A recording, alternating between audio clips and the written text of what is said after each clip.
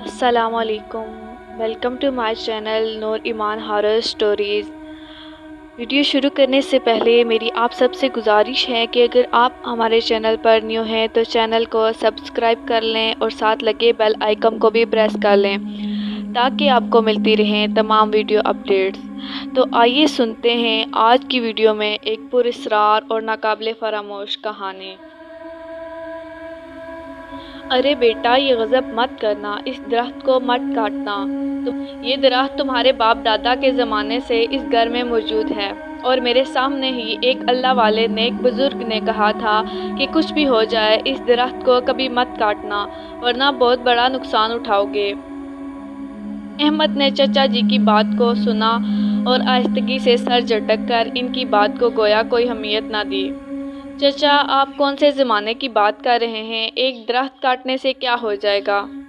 بیٹا مت کرنا ایسا۔ ان بزرگ نے بتایا تھا کہ اس درخت پر کسی چڑیل کا سایہ ہے، اور وہ چڑیل تب تک کسی کو کوئی نقصان نہیں پہنچائے گی جب تک اس سے تنگ نہ کیا جائے، اور یہ درخت اس چڑیل کا ٹھکانہ ہے۔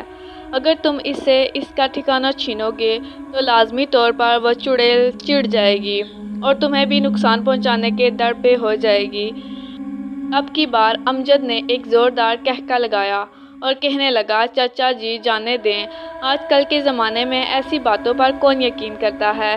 اس نے ایک نہیں سنی اور درخت کو کاٹ دیا۔ جیسے ہی اس نے درخت پر پہلا وار کیا، اسے یوں محسوس ہوا جیسے کسی عورت نے زور سے چیخ ماری ہو، اور یہ آواز اس کے علاوہ اور کسی کو سنائی نہیں دی تھی۔ ایک پل کو اسے درخت سے سرخ سیال مادہ بہتا ہوا محسوس ہوا تھا۔ اس کے ہاتھ سے کلہاڑی چھوٹ کر نیچے گر گئی۔ اس نے آنکھوں کو مسل کر دیکھا، مگر وہاں کچھ بھی نہیں تھا۔ اس نے ان سب باتوں کو اپنا وہم سمجھا۔ ایک بار پھر اس کے دل میں خیال آیا کہ وہ چچا جی کی بات مان لے اور اس درخت کو نہ کاٹے، مگر اس کی بھی مجبوری تھی۔ آج کل مہنگائی زوروں پر تھی، وسائل کم تھے، آمدنی محدود تھی۔ ایسے میں وہ گھر میں 2-3 کمرے مزید بنا کر کرائے پر لگا دینا چاہتا تھا تاکہ آمدنی میں کچھ اضافہ ہو سکے۔ اس مقصد کے لیے درخت کاٹنا تو بہت ضروری تھا، کیونکہ وہ اس کی جگہ پر کمرہ بنوانا چاہتا تھا۔ جیسے ہی وہ درخت کاٹ کر وہاں سے ہٹا، اسے سردی کی شدت محسوس ہو رہی تھی اور اسے بہت تیز بخار چڑھ گیا۔ چچا جی جاتے جاتے کہنے لگے، اس لڑکے نے میری ایک نہیں مانی، نہ جانے یہ کون سی آفت کو اپنے خاندان پر نازل کرنے والا ہے۔ وہ رات اس کے گھر پر بہت بھاری ثابت ہوئی۔ پوری رات جیسے صحن میں جھکڑ چلتے رہے ہوں اور چیخ و پکار کی آوازیں سنائی دیتی رہی۔ اب احمد کو یقین ہو گیا تھا کہ چچا جان نے جو بھی کہا تھا صحیح کہا تھا، واقعی درخت پر کسی چیز کا سایہ تھا۔ اب احمد اس چیز کو چھیڑ چکا تھا، اس سے اس کا ٹھکانہ چھین چکا تھا۔ اب نہ جانے زندگی انہیں کون سے رنگ دکھانے والی تھی۔ پورے گھر پر تو جیسے مصیبتوں اور آفتوں نے ڈیرا جما لیا تھا۔ ہر کوئی بیمار اور افسردہ اور چڑچڑا سا دکھائی دیتا تھا۔ سب سے زیادہ بری حالت اس کے سب سے چھوٹے بیٹے کی تھی، جو محض 2 سال کا تھا۔ کتنے دنوں سے وہ شدید بخار میں تھا۔ بخار تو بہرحال احمد کو بھی تھا۔ جب سے اس نے وہ درخت کاٹا تھا، اس وقت سے اس کا وہ بازو شدید درد کر رہا تھا، اور وہ بازو کو ہلانے جلانے سے بھی محروم ہو چکا تھا۔ وہ اپنے بچوں کو دیکھ دیکھ کر پریشان رہتا تھا۔ اگر یہی حالات رہے تو وہ اپنے بچوں کو کہاں سے کھلائے گا، کیونکہ وہ ایک محنت کش انسان تھا، محنت مزدوری کر کے بچوں کو پال رہا تھا۔ ایسے میں وہ اب کام کرنے سے محروم ہو چکا تھا۔ آہستہ آہستہ کر کے گھر کی جمع پونجی ختم ہونے لگی تھی۔ اس نے کہیں ڈاکٹروں کو دکھایا، علاج کروایا، مگر اس کی بیماری کسی کو بھی سمجھ میں نہیں آ رہی تھی۔ رفتہ رفتہ دن بیتتے جا رہے تھے، اور ایک دن اس کے چھوٹے بیٹے کی طبیعت بہت زیادہ خراب ہو گئی۔ اسے رات سے ہی خون کی الٹیاں لگی ہوئی تھی، اور اگلے ہی دن وہ ان سب لوگوں کو روتا ہوا چھوڑ کر چلا گیا تھا۔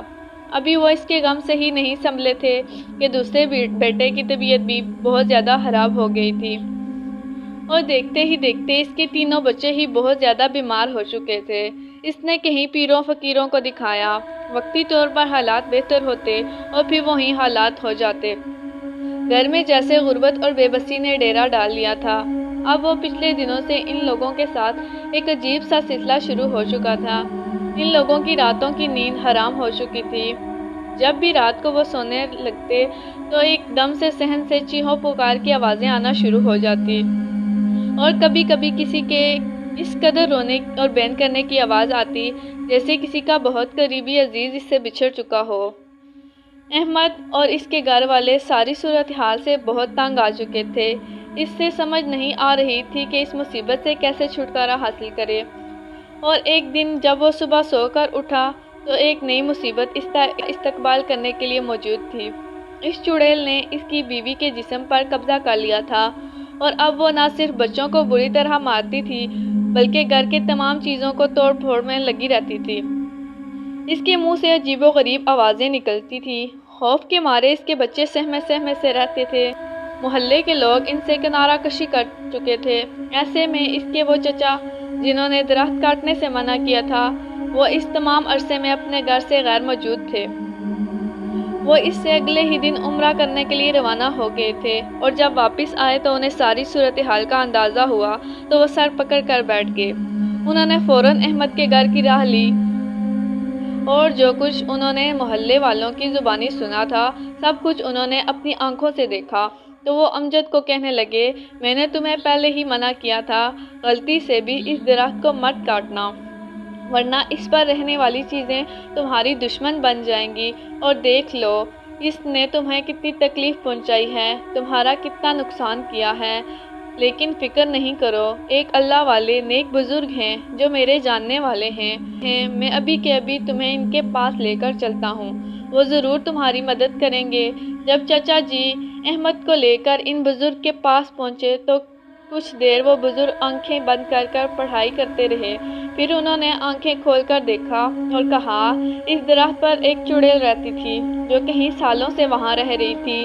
اس نے کبھی کسی کو تنگ نہیں کیا تھا اور نہ ہی کوئی تکلیف پہنچائی تھی، کبھی کسی کا نقصان نہیں کیا، مگر اب جب اسے اس کے گھر سے بے دخل کر دیا گیا تبھی وہ چڑ گئی ہے اور تم لوگوں کا نقصان کرنے کے در پہ ہے۔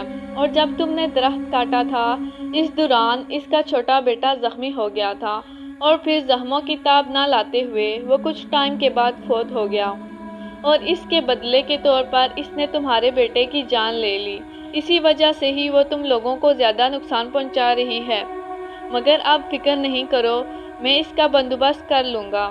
وہ بزرگ احمد کے ساتھ اس کے گھر آئے۔ اس وقت وہ چڑیل احمد کی بیوی کے جسم میں موجود تھی۔ وہ انہیں دیکھتے ہی زور زور سے کہکے لگانے لگی اور کہنے لگی، تم میرا کچھ نہیں بگاڑ سکتے۔ بزرگ اسے دیکھ کر مسکرائے اور کہنے لگے، چڑیل تو ان لوگوں کو چھوڑ دے، ان لوگوں نے تمہارا نقصان کیا ہے تو تم نے بھی اپنا انتقام لے لیا ہے، اب ان لوگوں کی جان بخشی کر دے۔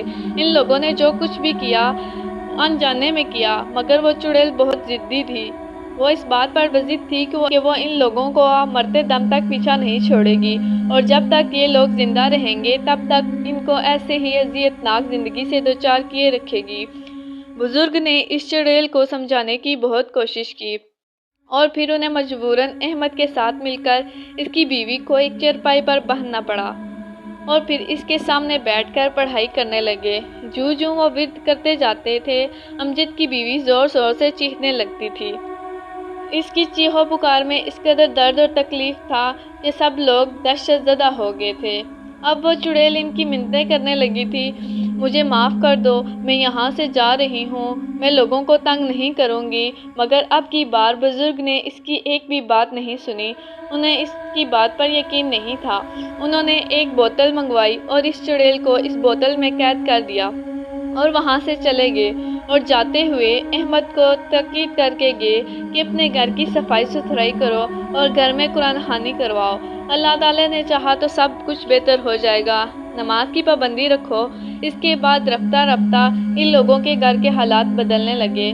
اب احمد بھی پہلے کی طرح صحت یاب ہو چکا ہے اور پہلے کی طرح ہی محنت مزدوری کر کے اپنے بچوں کا پیٹ پالنے کے قابل ہو گیا ہے، مگر آج بھی اس بات پر پچھتاتا تھا کہ کاش وہ چاچا جی کی بات مان لیتا تو آج اس کا بیٹا اس کے ساتھ ہوتا اور اسے اپنے بیٹے کی موت کا غم نہ دیکھنا پڑتا۔ پھر اس نے تھوڑے ہی عرصے کے بعد اپنے گھر میں مزید کمرے بنوا کر ایک الگ پوشن بنا دیا تھا، جس کو اس نے کرائے پر دے دیا۔ یوں اس کے گھر کے حالات بھی بہتر سے بہتر ہو رہے تھے۔ اللہ تعالیٰ ہم سب کو ایسی ناگہانی آفات سے محفوظ رکھے اور نیک کام کرنے کی توفیق عطا فرمائے۔